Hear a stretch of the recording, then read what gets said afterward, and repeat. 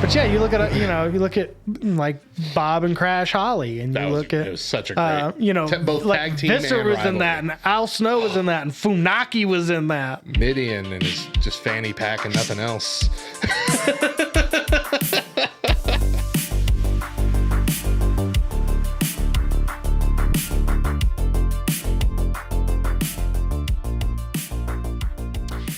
Welcome back to the Two Words Podcast, where we're already in the ring because our music played during the break. Because we're jobbers too. And in this corner, Jeff. That's how you know he's going to lose. 'Cause he's already in the ring. My favorite bit because that's a K. Trevor Wilson bit. Right. And my favorite part of that bit is when he's talking about the guy like has to go back to work the next Monday. Like, hey, when the $1 million man shoves all that cash in your mouth, do you get to keep that? Is that how you get paid? Yeah, but that's rice paper. But yeah, we're talking about the unsung heroes, the guys who get down and get dirty and don't get name recognition. We're talking about jobbers. Now, if you are not familiar with the term, a job is when a wrestler is booked to lose a match or booked exclusively to lose matches. Right. They are known as jobbers. A nicer term is enhancement talent. Notable jobbers include the Brooklyn Brawler, Lanny Poffo before his brother Macho Man Randy Savage got involved, Special Delivery Jones, and of course Dwayne Gill, but you might know him as Gilberg. Oh man, Gilberg took jobbing to an art. Yeah, he did. He really like, because it's one of those you want to feel bad for him. Like you watch all that stuff and you're like, man, he knows they're making fun of him, right? Right. Like he knows they're laughing at him. And the thing is he does know they're laughing at him. There's a reason why Gilbert or James Ellsworth, those kind of characters that we've had, there's a reason why they have become like these big deals, these like underdog heroes. And that's because the jobber is not really as big of a deal as it used to be. And I think it's mainly because of television. Like when you try and Google like best jobbers of all time, every single name is someone from the 80s. Yeah, don't know who they are. Yeah, because it's, like Zan Panzer, Tommy Sharp, Steve Vega, Barry Howowitz, Jim Powers, Barry Hardy, Tommy Knight, Tony Vincent, Tony Zane, Jerry O, Bobby Salsa. Like, yeah, and they all have the most 80s names you can imagine. I really think it's because pre-television or pre-storyline, where everything's a story, when it was just like exhibition matches, for the most part on TV or off, it was like theater. It was like you had your good guys, you had your bad guys. It's Harlem Globetrotters versus the Generals, yeah, Washington Generals or whatever. Yeah. Washington Generals always going to lose, except that one time. That's all. That's all they get. Do it once in a while. And like I think they were eternally booked as we're always going to be the losers in this match, but we're going to make you look great.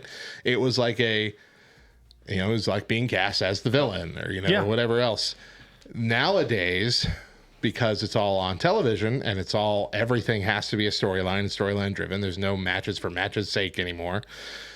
You can't just have people that exclusively lose all the time. And when you do, they're a big deal, like Gilbert and anybody else. Yeah. Or they're like lackeys of somebody big who prove that they can't do anything on their own unless the big guy's around. What I mean? Well, but like, we used to have, and like a jobber is important because it helps put your big heroic talent over. Or makes your villain talent look even more ruthless. Even more villainous. Yeah. But you used to have people like that was their thing, and they got famous for. I mean, like you look at Raven's Flock, right? I mean, like Steve Blackman won a whole bunch of matches, but like name a Tom Perry Saturn headlined anything, right? Like, name one match you remember with the Blue Meanie. Yeah, I don't remember any matches, but I sure remember the Blue Meanie. You remember the Blue Meanie. You remember the Job Squad. The cutoff shirt.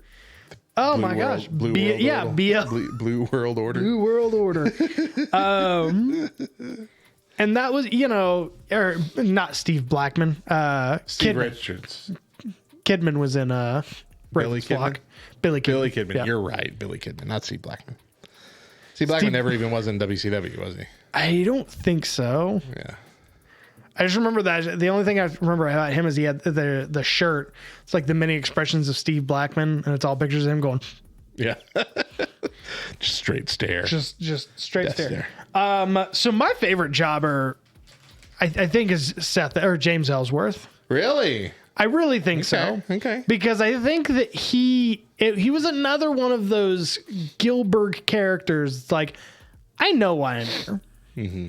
I know I'm a funny looking dude. I know that I'm not like, the big meaty man slapping meat.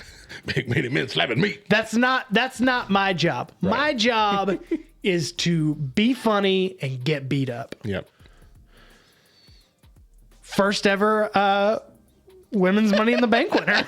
James Ellsworth was a man. Oh gosh. Y'all remember that when anybody that's glad Vince McMahon is back, you remember that's what he did, y'all. That the first women's Money in the Bank match winner was a man. So when I first started watching wrestling, we had the actual team, the Job Squad. Yeah. Which was Stevie Richards, Blue Meanie, Al Snow, Bob Holly, and for a little while, Mankind. Then they took Mankind, built him into the Hardcore Champion, and that's kind of how all of those characters in the Job Squad got out of that Job Squad. Yeah. Is they built the Hardcore title, and they're like, this is where we can put all the jobbers that are getting popular with their gimmicks. The island of misfit toys. But that's the thing, is you name all the guys that were in the Job Squad, and you're like, these are very talented people. Very talented and very entertaining.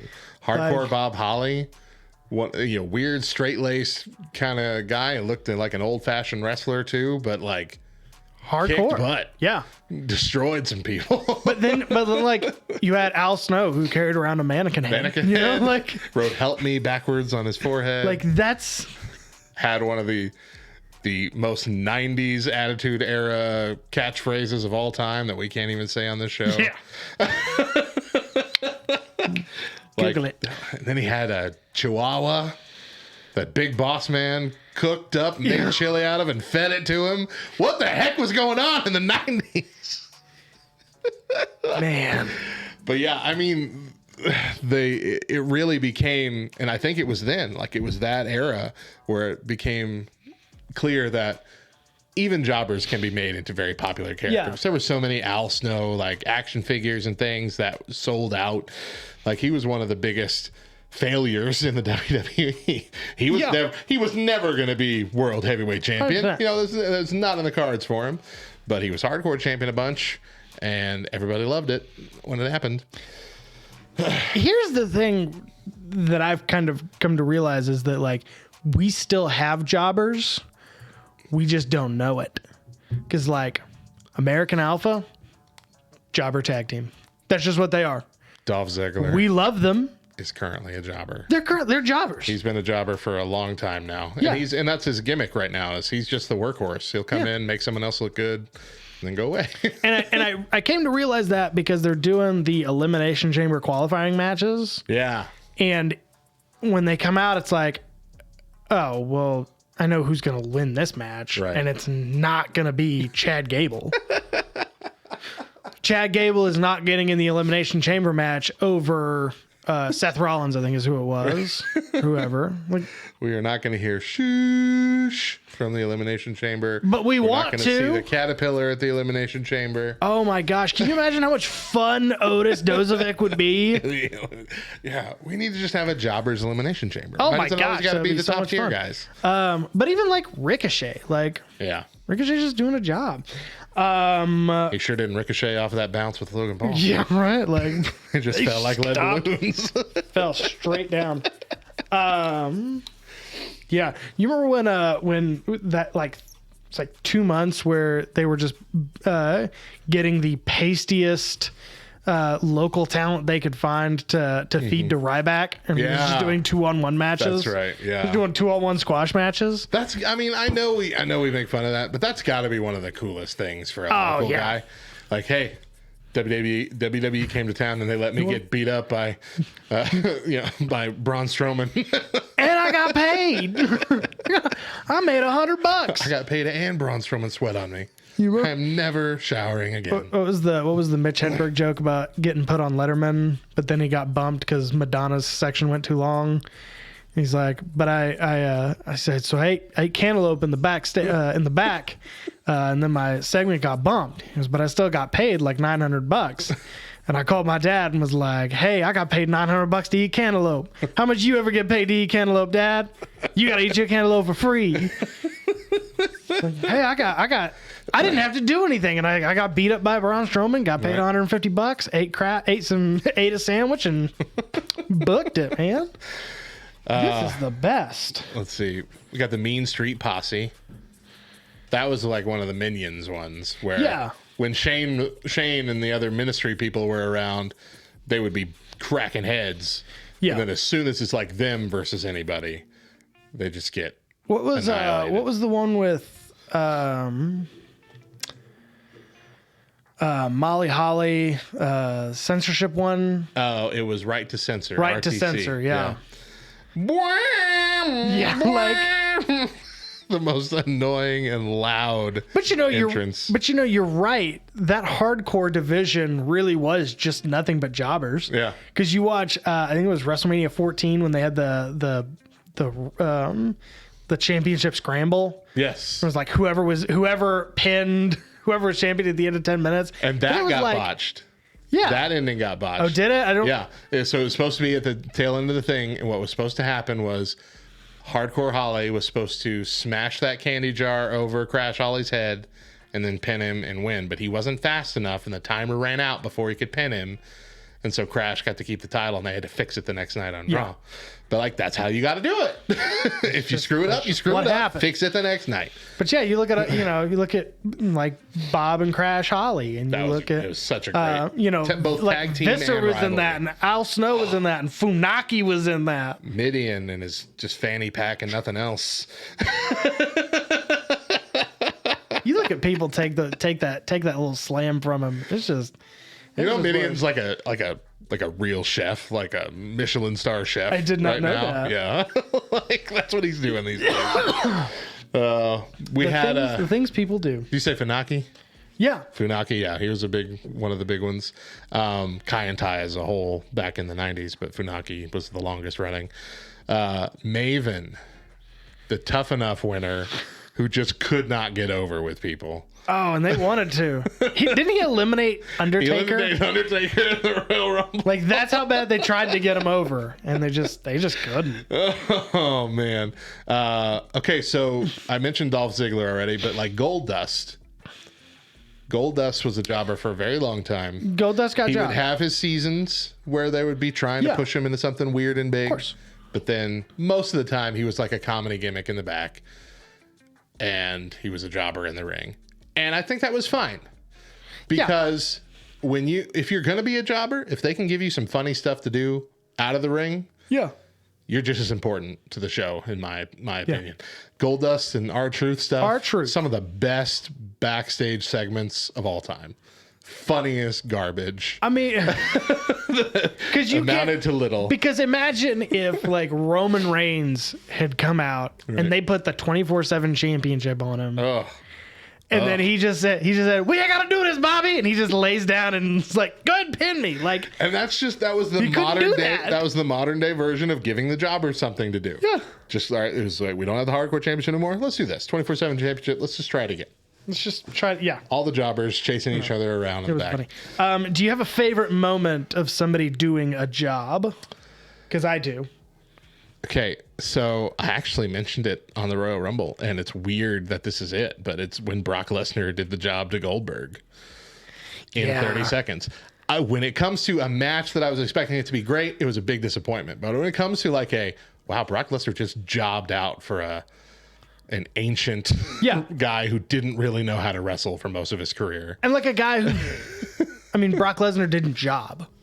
Like Brock Lesnar doesn't job. So that's why him getting thrown out in less than 3 minutes in the Rumble this past weekend was such a big deal, because that doesn't happen. Maybe he's just growing. He's just becoming a better person. But like thinking about that just as a match, that's the ultimate in jobbing. Yeah. Because that was Brock Lesnar is one of the greatest of all time when it comes to the like clout that he has in WWE.